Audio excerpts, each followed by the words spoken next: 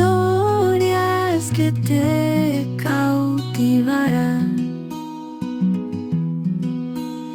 momentos de lágrimas y risas.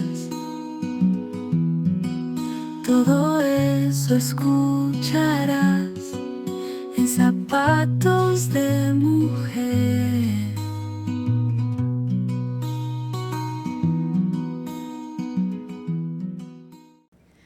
Bendiciones, les saluda la pastora Dixia Barrientos y le doy la bienvenida a un programa más de Zapatos de Mujer. Hoy estoy muy pero muy feliz porque tengo a una joven que admiro muchísimo, madre, esposa, una mujer de Dios sobre todas las cosas, que hoy nos viene a contar un poquito de su testimonio porque bueno, Pamela tiene demasiadas cosas que contar y hoy quiero que saludes, Pamela, para que le des la bienvenida también a quienes nos van a acompañar en los siguientes minutos. Muchas gracias y muchas bendiciones para todos los que nos van a estar viendo. Pastora, un placer, muchas gracias. El placer es mío. Y bueno, aquí estamos para que otras personas puedan edificarse, ¿verdad? Y cómo poder seguir adelante.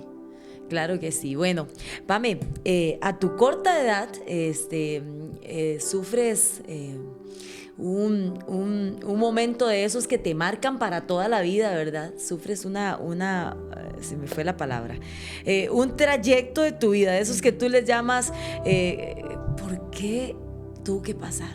¿Por qué? Y yo quiero que nos cuentes un poquito cómo también superas esa etapa de tu vida. Cuéntanos. Sí. Bueno, yo, la menor de 2 hijos, no nací en un hogar cristiano, pero siempre tuve como la sensibilidad de que había algo de Dios en mí que ya me había marcado. Claro. La niñez muy linda, una niñez súper bonita, muñecas, trastitos y cositas, ¿verdad? Tenías demasiadas cosas materiales. Demasiadas cosas materiales y una niñez súper sana, súper linda, mimada.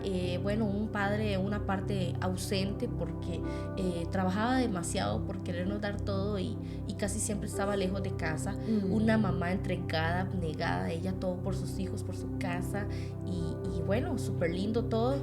Pero hay una parte que fue un poquito complicado, un episodio, lo podemos llamar como un episodio de la vida mía, que a los 13 años pues sufrí un percance, no sé si llamarle percance, pero fue un episodio. A muy corta edad, a los 13 años fui víctima de un trauma, de un episodio traumante que fue un abuso sexual. Pasa el tiempo y eso me trajo una serie de consecuencias, pastora. Yo querer estar en una academia de baile, querer involucrarme por ese ámbito. ¿Te gustaba bailar? Tenía tantísimos vacíos que tanto preadolescentes, adolescentes, que empiezan en esa etapa después de los 10, 11 añitos, que empiezan muchos vacíos, las hormonas, el mundo, querer experimentar todo el mundo que está exterior. Qué peligroso. Es súper peligroso, pastora, y yo, bueno, una personalidad un poquito intrépida, siempre tuve como facilidad de acceso del habla, y extrovertida, muy alegre.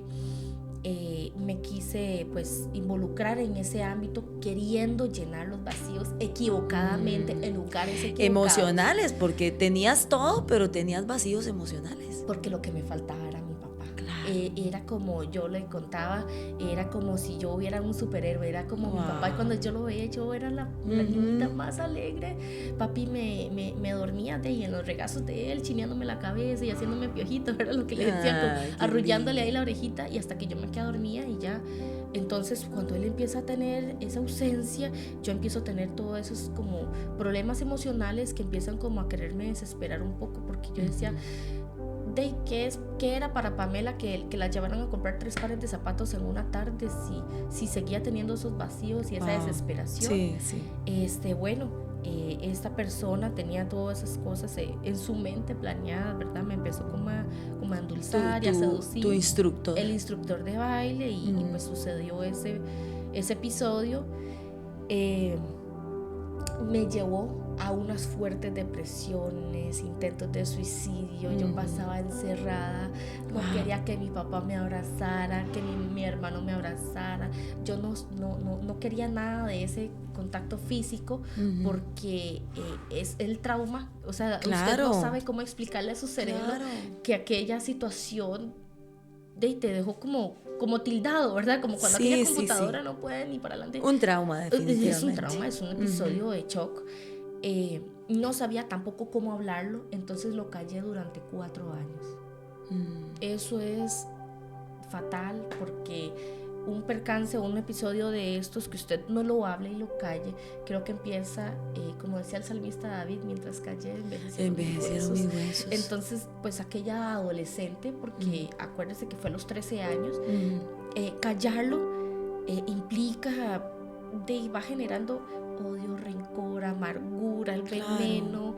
No comía, me ponía como muy flaquita, desganada, depresiva, y luego ocurre otro episodio encima de ese, que a los 14 años quedó embarazada de mi primera hija. Entonces, súmele, ¿verdad? A raíz de todos los traumas que traía, te involucras con otra persona. Pero aclaro que el trauma de los 13 años, pues fue algo que no fue contemplado por mí. Fue algo, pues, no sé si planeado, predeterminado por esta persona que me quería ver como una presa, ¿verdad? Yo me lo puedo imaginar como un lobito que ve una ovejita, como una presa. Cuando quedo embarazada a los 14 años, quedo embarazada del mejor amigo de mi hermano. O sea, era alguien muy allegado a la casa. Entonces, ¿qué con esto, Paz? ¿Qué con esto quiero hacer énfasis? La susceptibilidad, la persona que se pone vulnerable y la persona que se pone sensible y débil emocional por el trauma. Ya no puedes razonar, hay cosas que no puedes como manejar tan fácilmente, porque de verdad que usted está batallando con muchos gigantes emocionales dentro de ti que te están golpeando y te están golpeando. Y aparte que a temprana edad, tus 13 años, estás a la fuerza experimentando cosas que no son para una niña de 13 años. Correcto. Entonces es muy fácil que ya tu mente procese eso y te involucres, y es cuando quedas embarazada. Me involucro, pero también de una manera algo ¿cómo llamarle? Algo inesperado, porque usted acompaña al mejor amigo de tu hermano a hacer una diligencia y jamás cree que es que vas a salir embarazada en esa situación, ¿verdad? Entonces, cuando va avanzando el tiempo y usted empieza a ver que el cuerpito le empieza a cambiar y todo lo que le sucede a una mujer cuando ya queda en estado de embarazo y que los pechitos empiezan a agrandar, ¿y cómo decírselo a mamá? ¿Cómo decírselo a la mamá? Y las caderas que se empiezan a ensanchar, porque era de una niñita y un pronto Dios otro mío, empieza a cambiar el cuerpo. Entonces, de aquella mente no dejaba maquinar el episodio anterior y ahora tenía este otro episodio encima. Y resumiendo esto, ¿qué valentía o qué fuerzas o qué tienes que uno cargar por dentro para decir, es que yo necesito seguir adelante? O sea, es que ya habías recibido trauma, ya habías recibido agresión, o ya habías recibido muchísimas cosas nocivas, negativas. A corta edad, cuando encerrada en aquel cuarto, empiezo a tener una visitación del Espíritu Santo. Y yo empecé a tener, yo te contaba un día, yo empecé a tener experiencias sobrenaturales. Yo decía que a mí me visitaba Dios a través de un ángel, porque yo sentía una sombra, pero era una sombra blanca. Entonces no sé si se le puede llamar sombra, pero yo lo que lograba ver era como algo blanco que se posicionaba a la par mía. Y yo empezaba a sentir como que era Dios que llegaba y siempre me arrullaba, me abrazaba. Como Dios en medio de todo tu proceso, después de un abuso, después del embarazo, de todo lo que estabas pasando tan pequeña, Dios está allí diciendo, Pamela, o sea, aquí estoy para sanarte, aquí estoy para restaurarte. ¿Y qué sucede después de eso? Pastora, era algo impresionante, porque cuando me suceden estas cosas, yo me acuerdo que yo agarraba el jabón y yo me lavaba mucho la piel, porque sentía el repudio o el asco, ¿verdad? Que le ocasiona a una persona. Pero por otro lado, en las noches yo en veces no dormía, no podía dormir, raíz de todas esas situaciones emocionales que no me dejaban en paz. Yo sentía mucho tormento. Pero entonces, como yo no podía dormir, yo ponía el radio. En aquel entonces existían los radios de FM y eso, y ponía el radio y había unas oraciones, y ponía unas canciones de adoración. Yo me tiraba al piso y yo empezaba a sentir, yo sabía que era literalmente Dios. Solita. Hasta ese momento nadie te había presentado. Había una tía que le había pedido permiso a mi mamá que si me presta Pamelita para llevarla a la iglesia, pero tenían que llevarme a escondidas de mi papá. Mi papá no sabía. En mi casa nadie iba. Entonces esa tía me llevaba los domingos. Bendecimos a esa tía. Me llevaba y yo decía, cuando yo llegaba a esa iglesia, era que yo llegaba al paraíso, porque yo creo que Dios desde esa corta edad me bendijo con el don de poder ver el mundo espiritual. Entonces hermoso, yo llegaba a esa iglesia y yo lo que veía eran como que si las calles eran de oro, las flores eran como tulipanes, pero dando el ejemplo como un tulipano, como unas flores, pero que eran como con un color muy vibrante. Y aquellos pastos y toda la experiencia con los ángeles, yo los veía. Pero yo era muy jovencita, muy pequeñita, y yo lo veía y yo decía, Dios, es que yo llego al paraíso. Claro, para mí llegar a la iglesia era como salir de toda aquella situación complicada, adversa. Y cuando yo, tuve mi hija la mayor, ya yo empecé a asistir a la iglesia. Yo sabía que solita no podía, entonces yo iba a la iglesia y yo lo que quería era llevarme la cama y la cobija a la iglesia. Ay, qué hermoso. Porque yo no quería apartarme de la iglesia, yo no quería irme de la iglesia. Te hacía sentir paz. Es que ese era como mi refugio. Yo salía en carrera, los domingos me levantaba tempranísimo, alistaba a la bebé. Oye, yo tenía 15 años. La alistaba, me levantaba, me bañaba, la bañaba a ella, la alistaba y nos íbamos para la iglesia caminando, porque la iglesia nos quedaba cerca de la casa en aquel entonces, y nos íbamos. Pero para mí ese era mi refugio.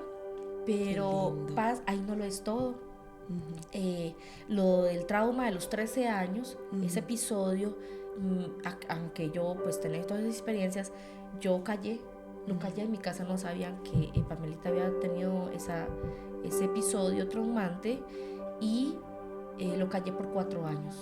En mi casa se dieron cuenta 4 años después, en un retiro de mujeres en la montaña, Dios que yo di el testimonio que Dios en ese momento me había hecho libre de aquella situación. Pero hubo una persona que llamó por teléfono a mi mamá y le dijo, ¿viste que usted sabía que Pamelita Entonces, en vez de hacerme una ayuda, cuando yo llegué a mi retiro, me hicieron un daño, porque yo llegué a la casa y de una vez mami fue lo que me dijo, ¿verdad?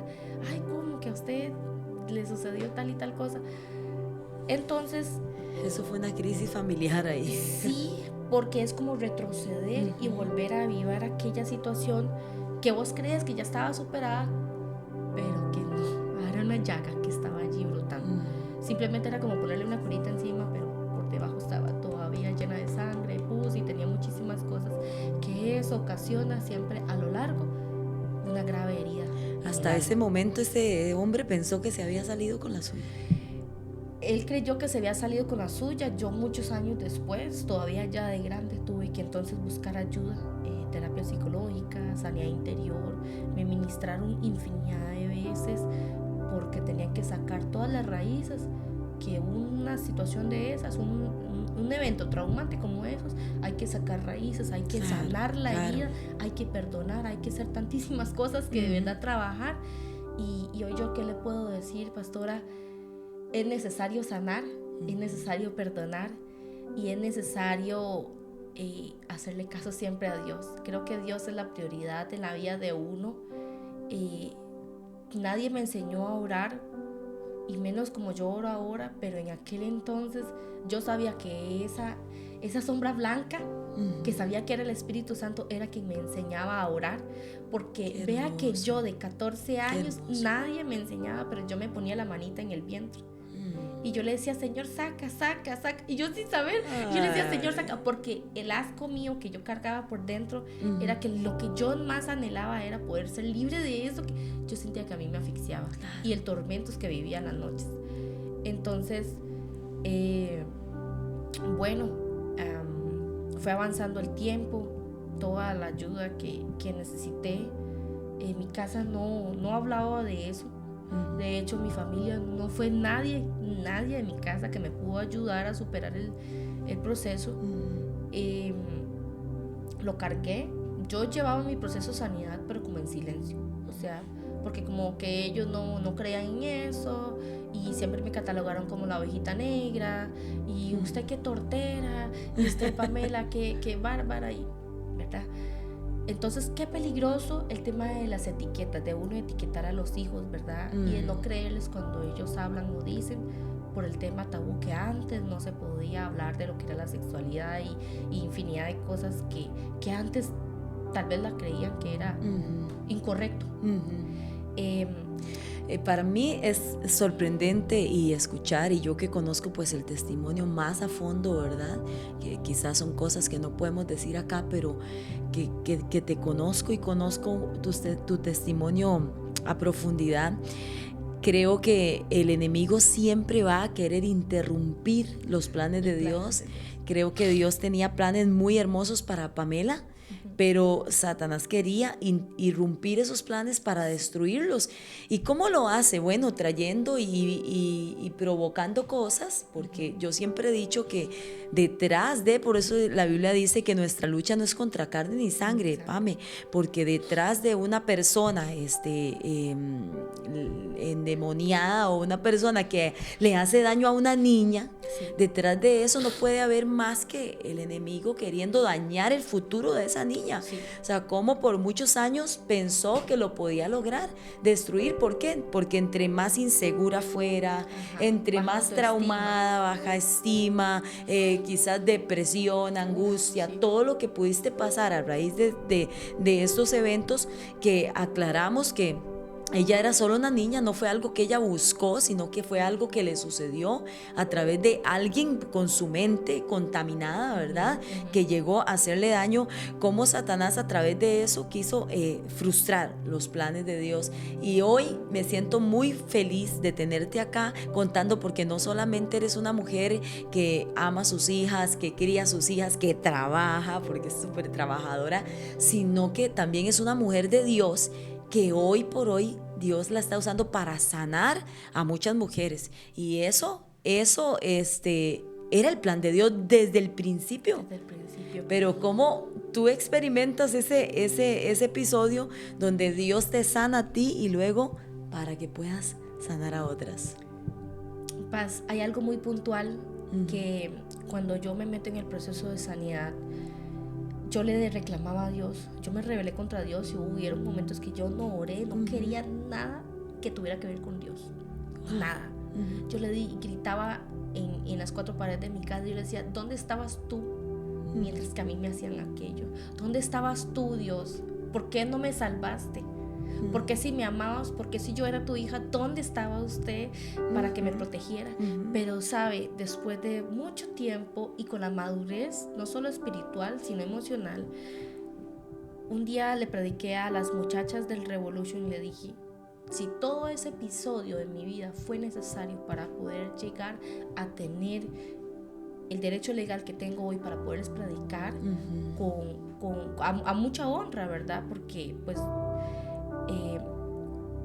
con una legalidad de poderles decir, Dios te puede sacar de la depresión, claro, Dios te tú puede sacar de la desesperación, Dios te puede sacar de una falta de perdón, Dios te puede sacar del trauma, por más pequeño o bajo o profundo que sea, Dios te puede sanar.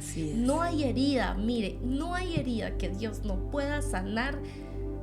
O sea, es que no hay nada tan profundo o tan inalcanzable para Dios. Hoy Dios restauró a esa mujer que desde niña fue ultrajada. Hoy restauró a esa mujer. Sientes que que Dios ha hecho cosas grandes contigo? Sabe que, es claro que sí, pero sabe que hay algo que a mí me decían los psicólogos, porque a lo último iba a terapia psicológica, claro, y terminaba yo terapiando a la psicóloga y se me quedaban viendo y me decían, ¿pero qué está haciendo? Sí te creo. ¿Qué está haciendo usted aquí? Y le digo yo, ya no sé, yo vengo a terapia. Pero al último terminaba evangelizando y predicándole a la psicóloga. Porque al fin y al cabo era un proceso de Dios que tenía que sanarme. Yo sabía que era directamente con Dios. O sea, algo quería Él cara a cara conmigo, y era que Él quería todo mi corazón. Una vez Él me lo dijo, doblégate a mí.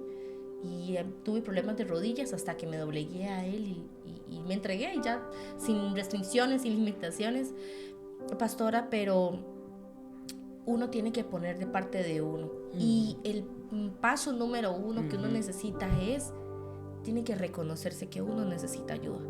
Uno necesita sanar. Y yo como madre, y la pastora como madre, creo que uno, para romper el árbol genealógico de la maldición en las familias, es rompiendo por uno mismo, desde la simiente, romper con la maldición generacional, desde la tatarabuela, bisabuela, abuela, madre, hijo, nieto. Cortar con todo eso que definitivamente, puede porque vea lo que te voy a decir. Vea lo que te voy a decir. Mi bisabuela había sido abusada. Mi abuela había también sido víctima. Una tía materna había sido. Entonces, si yo empiezo a estudiar toda esa serie y ese árbol genealógico de esas maldiciones y los derechos legales y mi mamá tal vez... ¿Te alcanzó? Exactamente. Mi mamá tal vez no fue víctima, pero me alcanzó a mí. Entonces, había una serie de cosas que uno, como hijo o hija de Dios, necesita ejecutar lo que es el rompimiento de esa maldición. Y a veces también tener el conocimiento, porque a veces después de que nos pasan las cosas, entonces nos vamos a estudiar qué pasó en la familia. Porque a veces somos como muy dispersos en el sentido de que no nos preocupamos, o sea, qué pasó en mi familia, investigar. A mí me da muchísima risa porque yo tengo una de mis hermanas que era como la investigadora de la familia, ¿verdad? Entonces ella siempre llegaba y me informaba a mí de todo. Yo nunca estaba en nada, yo siempre estaba perdida, hasta que a mí me tocó, Pame, en un episodio de mi vida también, decir, yo tengo que renunciar y sanar. ¿Por qué? Porque me estaba dando cuenta que estaba repitiendo patrones y estaban pasándome cosas que yo no había buscado, que yo no había provocado, pero que me estaban alcanzando sin querer y sin saber. Entonces allí es donde yo digo, bueno, esto se tiene que terminar y no quiero verlo más en mi vida. Cómo lo vemos en ti, ¿verdad? Cómo el abuso te alcanzó, cómo estas cosas te marcaron para frustrar el diseño que Dios tenía contigo. Paz. Y algo muy, muy aterrador para mí era mi hija la mayor. Yo vivía con pánico de que ella me quedara embarazada siendo adolescente. Claro. Y yo de verdad me determiné, me prometí a mí misma, le prometí a Dios, y yo dije, Señor, voy a pagar un precio. Voy a pagar un precio de verdad de rompimiento, porque yo no acepto la maldición de mi generación. Yo no quiero que mis hijas jamás pasen por lo que yo pasé, ni mi familia, ni mis generaciones. Quiero que jamás vayan a ser ultrajados o víctimas de ningún tipo de trauma. Y de verdad, cuando yo me metí en el año de la pandemia, en el 2019 ya Dios me venía llamando para reconciliarme con Él, pero creo que la pandemia fue justo lo que Dios utilizó para encerrarme, que me quedara quedita, y ahí otra vez volví a tener los encuentros cara a cara con Él, y tenía muchas experiencias, y llevé un proceso de sanidad durante 4 meses, pero de que toda la semana, le digo que era intensivo, y algo de lo que yo más me preocupaba era eso. Yo le decía, Señor, que mis hijas no vayan a quedar embarazadas siendo adolescentes. Y rompí con mucha oración. La oración es la clave de todo esto. Y excelente, Pame, gracias de verdad por compartir este tiempo con nosotros, con cada una de las personas que van a ver este programa.